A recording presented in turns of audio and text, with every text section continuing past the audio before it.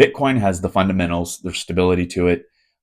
As you learn about it, you're going to start becoming a little bit more sucked in to learning more macroeconomic factors so that you understand what it really is in response to. And that's what I would like to make the biggest point of, is that Bitcoin specifically came out as a response to our monetary system being broken. And this has been happening for many, many, many, many years, right?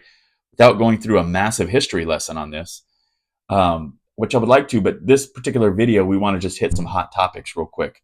But as we started getting United States Central Bank, or the Federal Reserve Bank, right, is a central bank of the U.S., started in 1913, I believe. Again, I'm probably going to get a lot of these wrong, but around that date, my memory, I'm not going to remember these things. I don't have them written down.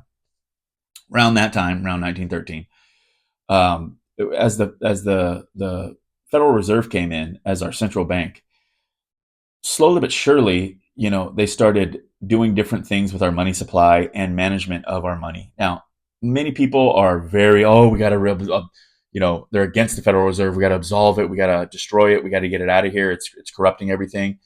I would agree it is corrupting everything, but the problem is the alternative is still corruption. Humans are going to human. We're all in sin here. And the idea is we're going to continue to corrupt the money, even in our own. Even if we have a central bank, they're going to corrupt the money. If we just let freedom reign here and we all have individual rights and we have a real free market capitalistic system, we are going to corrupt it. Because how often have you seen people take advantage of other people? The moment we know we're stronger than the other individual, we're going to take advantage of them. Or if we're smarter, we're going to take advantage of them. In all cases, no. In most cases, maybe not. In enough cases to corrupt the money, yes, it's going to happen. So you get the Federal Reserve corrupting the money. You have people corrupting the money. On either side, you have a ditch on either side of the road.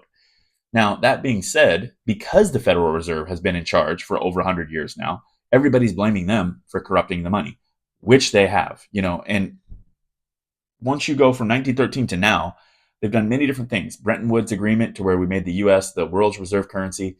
Then we depegged from the dollar in 1971. Then in 2008, we started doing QE and QT, quantitative easing and quantitative tightening. That's what I wanted to bring up.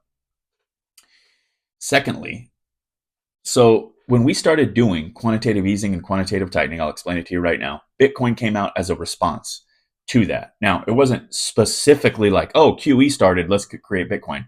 Cypherpunks and everybody had been trying to create digital cash for a long time. But it finally came to a culmination, coincidentally, right after they started doing QE. And I believe that Satoshi Nakamoto, we don't know who he is. He went anonymous after he created Bitcoin. We don't know